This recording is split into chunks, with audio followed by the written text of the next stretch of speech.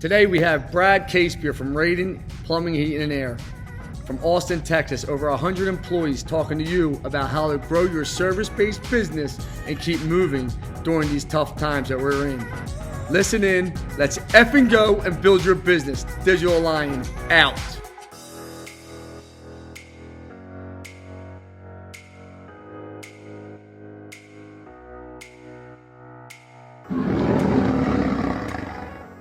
I'm in Austin, Texas. My wife and I, Sarah, we own and operate Radiant Plumbing and Air Conditioning. It's a home services company. We've got 123 employees. Last year, we did 20 million in revenue, and we grew from 13 to 20 that year. And this year, we're on budget right now today to do 36 to 38 million in revenues.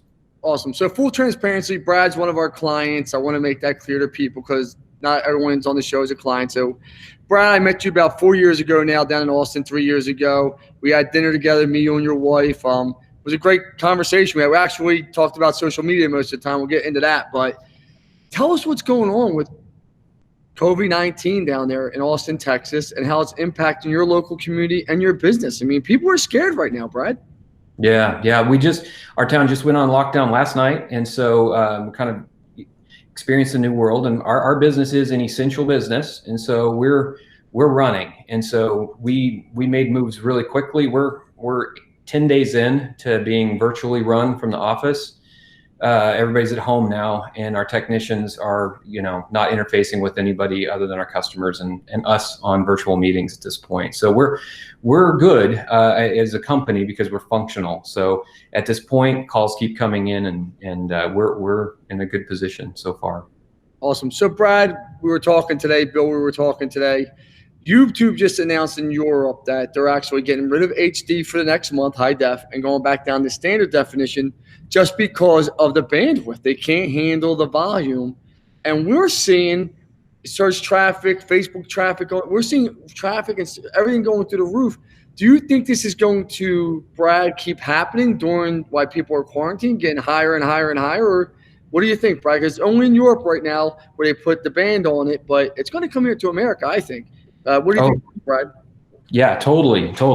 Europe, if you want to see a preview of coming attractions, just go to Europe. It's on.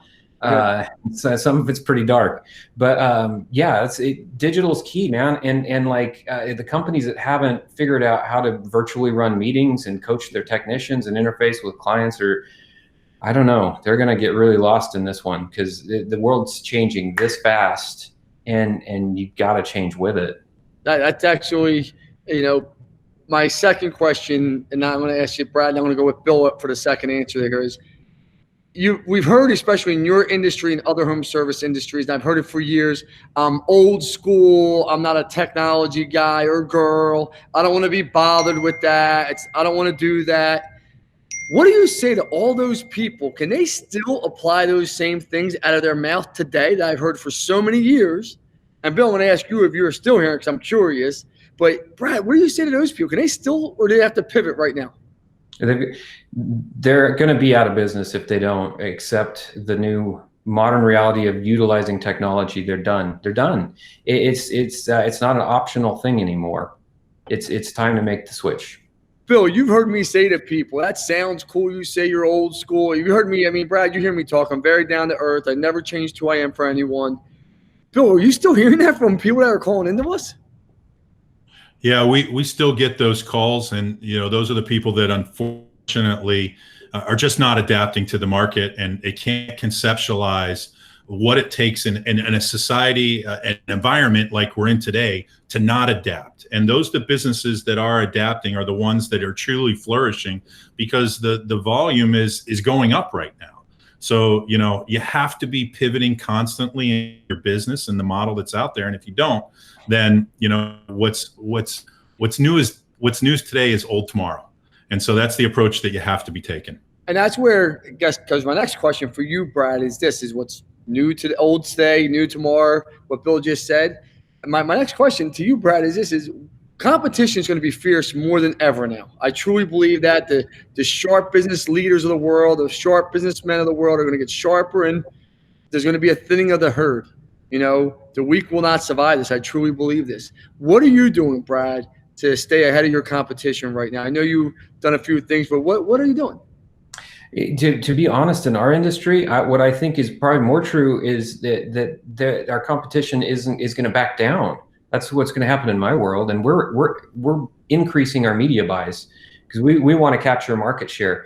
And so if the inevitable recession that's coming is coming, clearly, if I'm going to keep my staff running, I'm going to have to expand the marketing voice to capture what customers are remaining. There's always going to be customers. And my job is to fill my bucket full of calls for my technicians to run and stay on point. I intend to grow through this. I really do. And and then when it's all over, we'll have gained massive market share. So it's time to double down, save money somewhere else, go all in on marketing, and your competition is going to be shrinking back, and you're going to annihilate them. That's what's going to happen. My next question to you is, Brad, when we met, you were happy with your SEO and PPC person. I know we do it all now, but that's not the point of this conversation. Is our main conversation that triggered, I believe that you hired one SEO in the beginning, was our social media conversation. We kept talking about all the things you can do in building your brand and all the eyeballs at a lower rate than television and radio and billboards, which I know you're very big still down in Austin with. And I say this all the time, I can't take credit for as much as I'd love to for what I've seen you do, because I've had this conversation now with probably 4,000, 5,000 different people, and you see me at dinner. My conversation never really changes, right? It's, hey, listen, you have to do these things, you're going to be successful. And I'll say there's been about 20 people I've seen do it to your level, and they're successful. Tell me about what you're doing on social media and why you're so effective at it, because I've seen you grow, and you now take it more serious, I think, than ever, especially when I met you 3-4 years ago. Is that an accurate statement? Sure, absolutely. With branding, whether it be on TV, radio, or social media, it's a relationship, and it's creating a bond. And so I think so many companies build a really bland brand, and that's not relatable. And so we're into creating a real human connection. In Austin, we have a relationship with Austin at this point. Sarah and I are doing these ads, and we have all this banter, and they're funny and silly, and we're ridiculous. And by the way, we own and operate Radiant Plumbing and Air Conditioning, and that's been the game. And and people, they like us. They think it's fun. They think it's funny, and so we're brave enough to be silly and to just have fun. And I think that's the key, is just creating a relationship. And nobody wants air conditioning or plumbing until the minute you need it. And so, but everybody wants to be entertained. So I can connect to you whether you're interested in my product or not right now. That's amazing. Now, Bill, this question is for you, Bill Rizzo. You deal with a lot of service-based industries for us, Bill. I know you're at the front lines of this. What would you say to the service-based people? What is their biggest opportunity right now to separate themselves? What would you tell people to do right now, Bill? Or what are you telling people to do? I'm telling them it's not time to pull back. It's time to search forward. And that, this is the opportunity that of a lifetime if you're looking to grow your business, because so many people are going to be concerned about what's the unknown, where is the unknown. And it's not time to look at the unknown. It's time to look forward and how you can plow through all of the rhetoric that's out there, because the bottom line is, in the service-based business, there's more tax on the home than there ever has been before. It's 3x in my house as far as plumbing, electricity, and air conditioning, as far as in heating and what our needs are. So that's 3 times the opportunity that there are going to be things that need to be done. So don't pull back, move forward.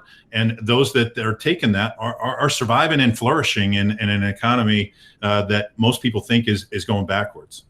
Brad, I'm going to ask you, I appreciate that answer, Bill. Brad, you're probably one of the biggest leaders in the space. I mean, you are definitely one of the top 3-4 leaders in the space throughout the country. People listen to you. They look to what you say. You built a successful company from the ground up, you and your wife. I think it was mostly part of your wife. Now I'm joking. But, all joking aside, what do you see as the biggest opportunity? Because people do look to you from outside of your community for advice, and I know they do. So what would you say to them is the biggest opportunity right now in your industry? Man, right now you have an opportunity to stand out by getting vocal about what you're doing to provide safe service. As fast as we could move ourselves, once we finally awakened to the idea that this was really here and it was really coming, I mean, and it doesn't have to be perfect. Throw up a camera, use your cell phone and say, hey, Austin, this is crazy. And here's what we're doing to protect you, because we're essential service and we really care. This is serious to us. My parents, they're older and I don't want them to get this. I relate to that with you. And here's how we're going to treat service in your home to keep you safe. And man, that's going to resonate, because people are scared. And when they have that crisis, they're going to call you because you're being brave enough to step out and say, hey, I've got you. I'm going to be safe and I'm going to do extreme precautions to take care of my team so that we can take care of you. And you're going to just elevate that bond with the customer right now. I guess one of the other things is, Brad, if you don't mind me asking, is I've seen you, and you remind me a lot of myself. You're with your employees. You're not afraid to get your hands dirty. Yeah, I always see you whenever I'm around you. You treat your newest person just the same as your oldest employee. What are you doing to talk to them? Because my employees are scared, and I know Bill and CJ and Jolene and Scott are really focused on calming them down and saying, hey, we're going to get through this. We're going to grow at the end of this. What are you doing to talk to your employees? That's amazing. Yeah, it's such an opportunity to really either build connection and really tighten up the family, or you can really violate it right now too, because we're getting friends of friends hearing about they're not getting anything from their leadership and they're just business as usual, and people's have their heads in the sand on this, and they're destroying their relationship with their employees right now. So Sarah and I both have elevated our communications. We're going to the virtual meetings. We're just meetings I never normally would go to. I'm just popping in and there's my face, and then you just see everybody smile. And it's just so reassuring that we're right there with them, and that's what your team needs so desperately right now. I know, Bill, I mean, you are one of my top leaders in my company, or my executive team here. We have you, CJ, Jolene. I know Scott runs the IT side, and my partner. I see you guys really. Can you tell the people what you're doing to stay in communication with all of our 100+ employees, and what you're talking about and what you're doing? Yeah, it's a great point, Lance. Across the board, we have really kind of gone to a virtual 360 environment, and a startup environment for that matter, of how we're communicating and what we're doing to be able to say that we're different than any other time in the history of our company. We have virtual daily huddle ups across the board, across every department, across every team, to be able to say, hey, what's going on? How can I help? How can I be there and give that servant leadership back to our team? Something that I tried to said, I want to take it to the next level.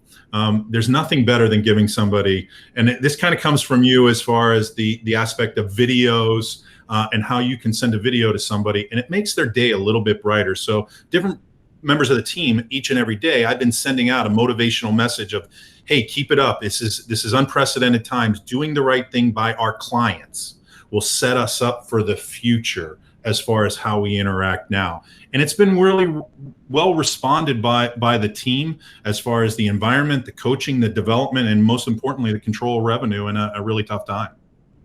Brad, my next question for you is, and I think this is a big one, what do you think is the biggest challenge right now in your industry with COVID-19 out there?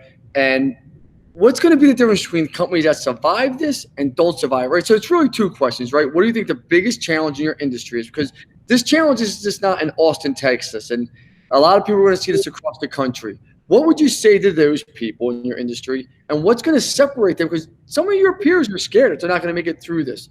What do you think is going to be the difference between them making through this environment and not making it through, if you don't mind? Yeah. So I think there's two stages of this. I think you've got stage one is you're already screwed because your finances weren't in order coming into this, and you don't have cash reserves. You weren't profitable leading into this. Yeah, it's a death sentence for most of these businesses. If you're redlining in the ridiculously good economy we've been experiencing, if you're redlining there, you're dead today. Really seriously start selling your stuff, because it's over. You will not make it. And then for those of us who are on the other end of the spectrum that are running healthy, profitable businesses, then the next step is how do we get our technicians through this safely, our employees through safely? Because if you're not managing that correctly, one sick employee could contaminate a whole team, and then you're out revenue for 2 weeks minimum for quarantine, plus like just obviously the health and safety of them in general, their families and all that. So if we can do our job and keep everybody safe through this process, we're building a bond with our team that's amazing. It's just an amazing opportunity to show our care and support. And then I think opportunities related to that same thing is you've got I believe our competitors that aren't taking care of their people, we're going to get their employees when this comes back. And that's the biggest crisis in our industry, is a lack of technicians. And I promise you, there's nobody in my town that's taking more effort to take care of our technicians than we are. And their wives are going to see that, their kids are going to see that, and they're going to be asking, why is your company not taking care of you right now? And they're going to, people are going to want to work for somebody that's got their back. 100%. Brad, I'll be sending you out a custom Lions Den shirt. Nice. Lion, my friend. Medium. For you and your wife. I appreciate you being on. I really do. It was great, Bill. Thank you. You guys did a great job, and I appreciate the education, because people want to keep growing their business and they want to move forward. And right now, a lot of people are scared. They don't have hope. And from an expert like you, Brad, a leader in the space across America in the HVAC industry, people hear from you, I think, is calming, soothing. And Bill, everyone you know that speaks to you, all of our clients, even people that aren't our clients, they ask you for advice. I see it all the time. Thank you, guys. I couldn't, from the bottom of my heart, appreciate it so much. Thank you so much. Pleasure. Right. Thanks a lot.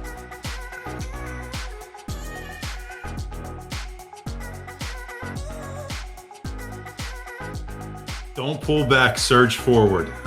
Be the purple cow that stands out in the field, that says, hey, we're the brand that you need to choose when the time comes, because those that sit back are going to be on the back end of the train when others are moving forward. So I'm excited, and thank you for having me on the Lions Den today. It's a time for leaders to step up and lead. Your company and your community needs you to step up and make a position of an extreme position for safety and demonstrate taking care of your team. The community needs you, and your company desperately needs you to be right there in the front.